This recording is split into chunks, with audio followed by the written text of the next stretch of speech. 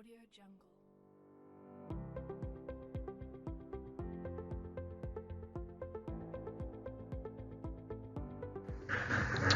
Halo, assalamualaikum warahmatullahi wabarakatuh. Selamat pagi, siang, sore, dan malam rekan-rekanku mahasiswa yang saya banggakan. Dimanapun kalian berada, semoga selalu dalam keadaan sehat walafiat dan dalam lindungan Allah Subhanahu wa Ta'ala. Amin. Oke, selamat datang pada mata kuliah Overhaul Engine ini. Biasa dengan saya nama Indra sebagai pengampu. Untuk topik kali ini kita akan membahas tentang konstruksi dan komponen mesin bensin. Oke, check it out. Oke, perhatikan pada gambar animasi ini. Nah, animasi ini adalah merupakan gambar konstruksi potongan mesin bensin yang terdiri dari komponen-komponennya. Ini ada kepala silinder, ada blok silinder, ada crankcase dan bagian-bagian komponen lainnya ya. Nah, untuk menghasilkan gerakan rotasi ini dan gerak translasi dari motor ini atau mesin ini ini prinsip kerjanya memanfaatkan campuran udara dan bahan bakar yang masuk ke dalam silinder dan dipantik oleh busi sehingga terjadi ledakan ya, atau pembakaran. Nah, dari pembakaran tadi atau tersebut itu akan menghasilkan gaya dorong. Nah, ini gaya dorong piston. Nah, jadi piston itu bergerak ya, bolak-balik atau reciprocating. Nah, dari gerakan bolak-balik ini akan diubah menjadi gerakan berputar oleh crankshaft ya. Nah, ini gambar ini piston itu ada di dalam blok silinder. Ini ya, piston ini ada di dalam blok silinder yang bergerak bolak-balik secara translasi. Nah, di sini ada ruang antara bagian atas silinder. Nah, ini dengan puncak piston ini disebut ruang bakar atau combustion chamber. Nah, bisa kalian perhatikan. Jadi campuran bahan bakar dan udara yang masuk melalui karburator lalu melalui intake manifold dan inlet pot ini. Jadi pada karburator itu ada throttle atau escape untuk mengontrol massa campuran udara dan bahan bakar yang masuk ke ruang bakar. Nah, dalam kepala silinder ini ada dua katup isap atau intake valve, yaitu untuk menghisap campuran udara bahan bakar, dan ada katup buang atau X untuk mengeluarkan gas sisa pembakaran. Dan di sini ada busi. Ini fungsinya untuk memantikkan ya, memercikkan bunga api sehingga nanti campuran udara bahan bakar yang dikompresikan dipantik dengan busi ini, maka terjadi ledakan atau pembakaran yang menghasilkan energi tadi, lalu ditransfer ke piston dan cincin piston ini ya, cincin piston atau ring piston. Fungsi piston ring atau ring piston ini ya untuk mencegah terjadinya kebocoran kompresi dan ini ya, kebocoran volumas ya. Jadi gerakan dari piston ini selanjutnya oleh ini crankshaft ini dikonversikan menjadi gerakan berputar. Nah, bak coulter atau crankcase ini merupakan bodi ya, bodi utama yang fungsinya itu ya mendukung lah wadah ya, ada oli di sini. Nanti oli ini bersirkulasi ya, melumasi komponen-komponen ini. Lalu hasil pembakaran, nah ini warna abu-abu ini, hasil pembakaran ini nanti melalui saluran buang atau exhaust ini dan manifold atau gulu banyak kalau bahasa bengkelnya, menuju ini silincer atau muffler, selanjutnya keluar ke udara bebas. Nah, katup isap sama buang ini digerakkan oleh mekanisme katup, yaitu poros knock atau knocken as atau camshaft ya. Nah, camshaft ini diputarkan oleh apa ya? Diputar oleh poros engkol ya, melalui rantai kamprat, ada timing gearnya juga. Nah, bentuk camshaft atau knock yang khususnya ini untuk fungsinya untuk menekan atau push rod ya, menjalankan push rod. Tahu push rod itu batang penghubung dari noken ke rocker arm. Rocker arm itu templar ya kalau bahasa bengkele.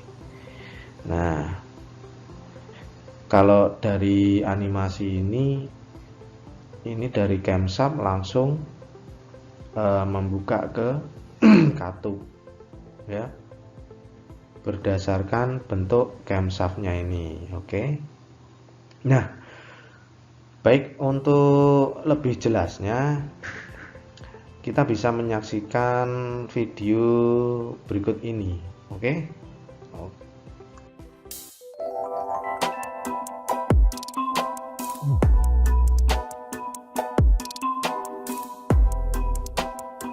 Hi guys, this is Vijay and I hope you're doing well.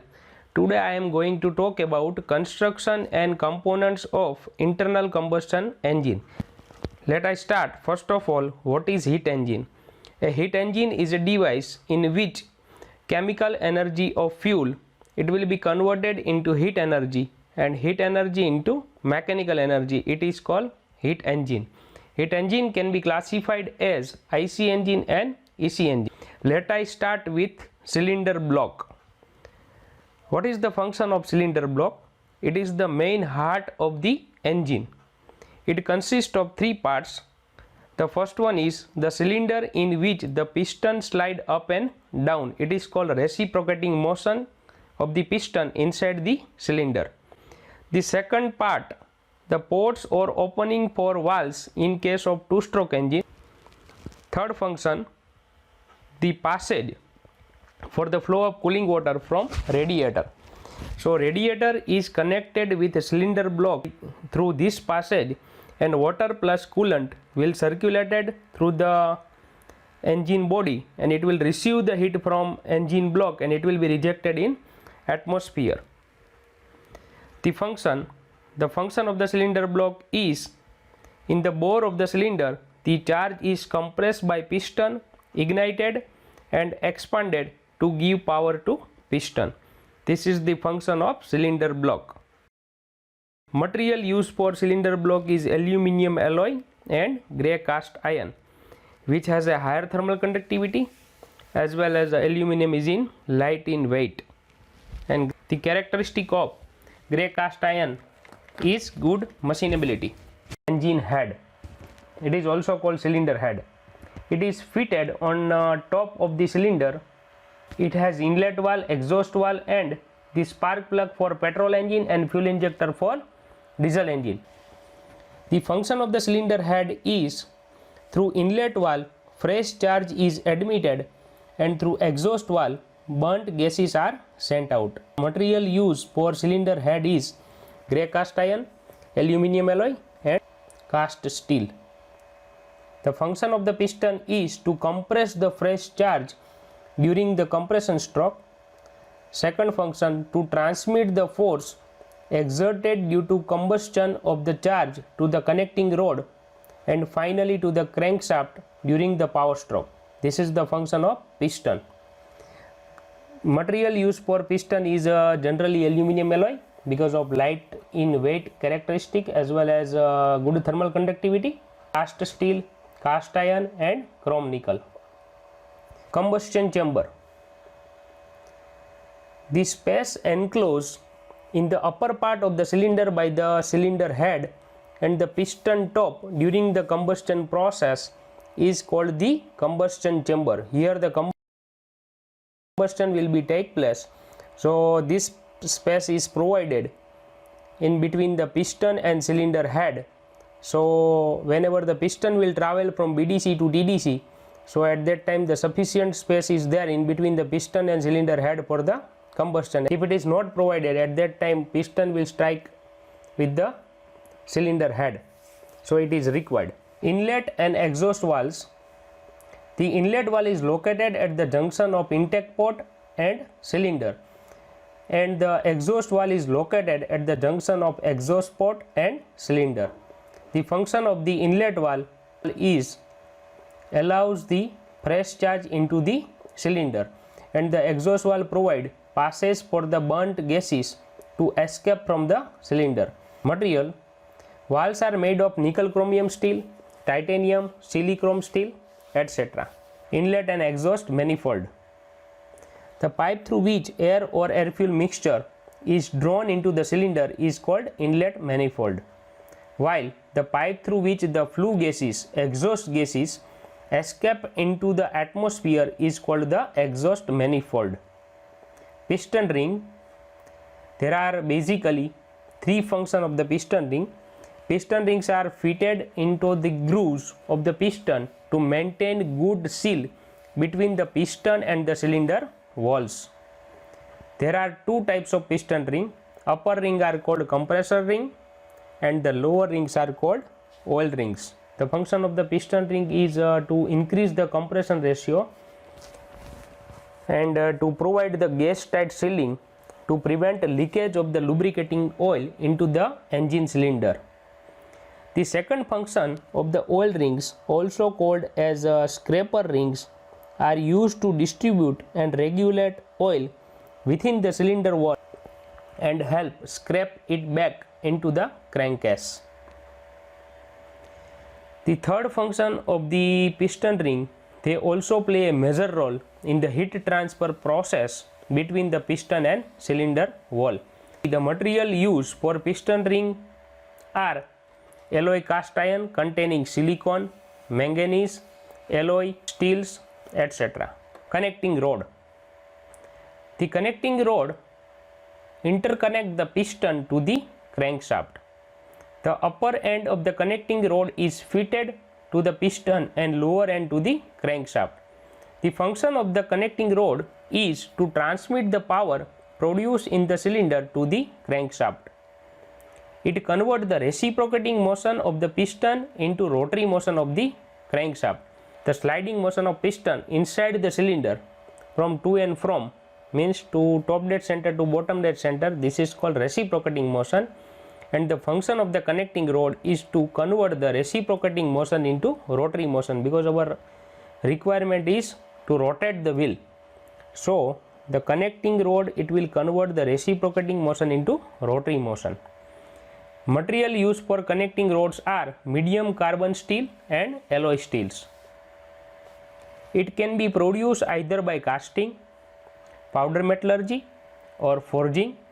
Connecting rod for automotive applications are typically manufactured by forging from either steel or powder metal, because in case of a forging process we can increase the strength of connecting rod.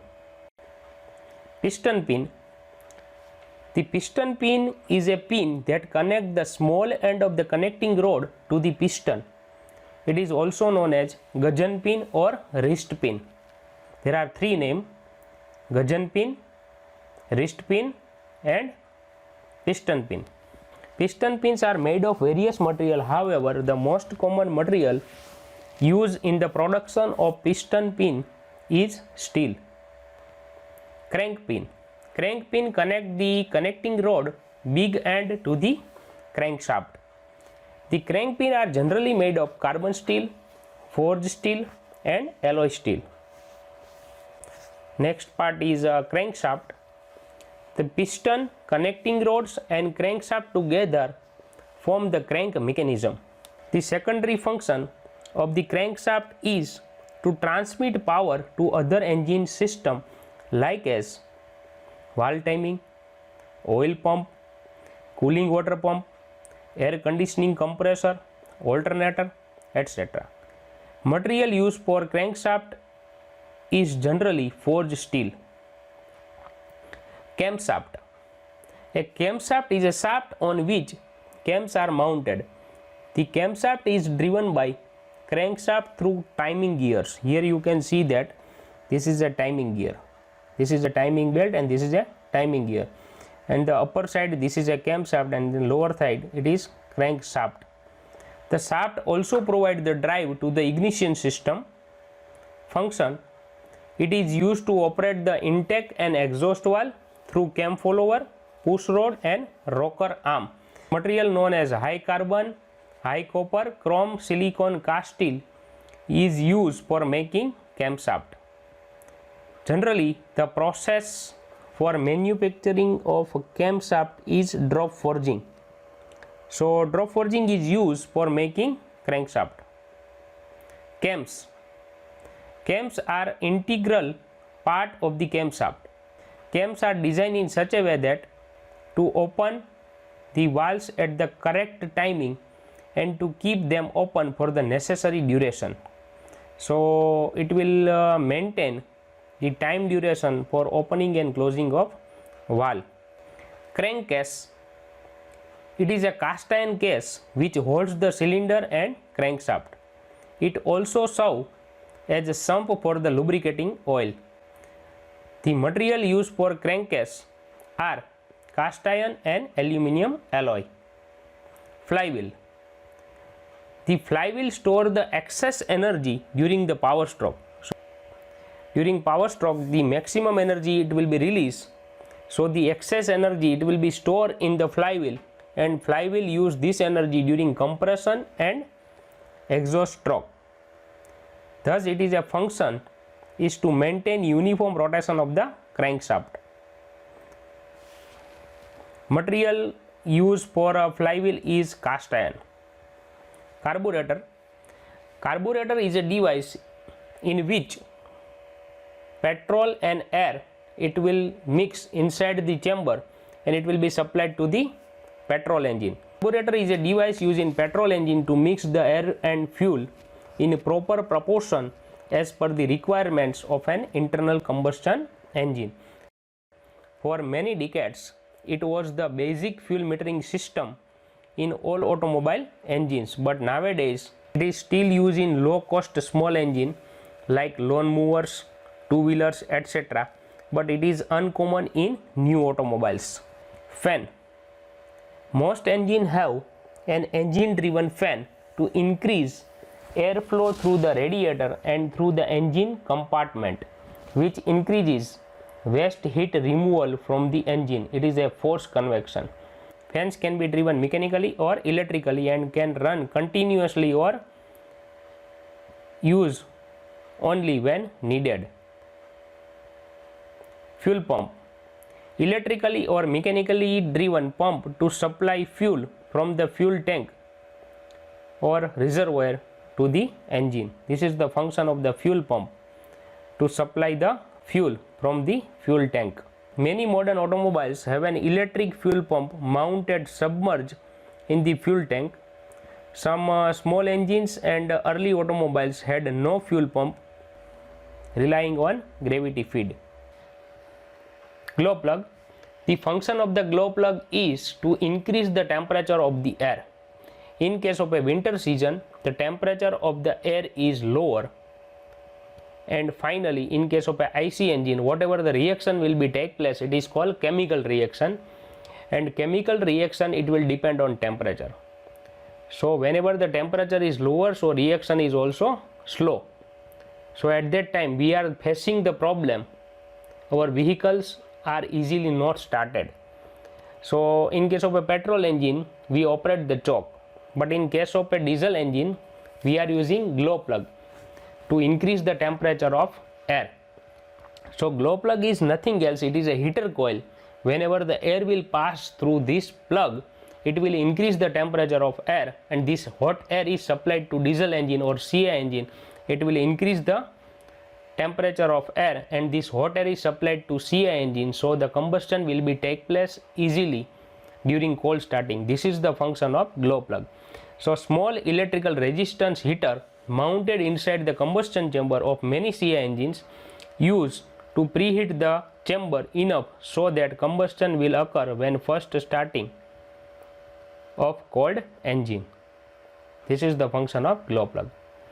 The glow plug is turned off after the engine is started. Head gasket. Gasket which serve as a sealant between the engine block and head where they bolt together. They are usually made in sandwich construction of metal and composite materials. Oil pan.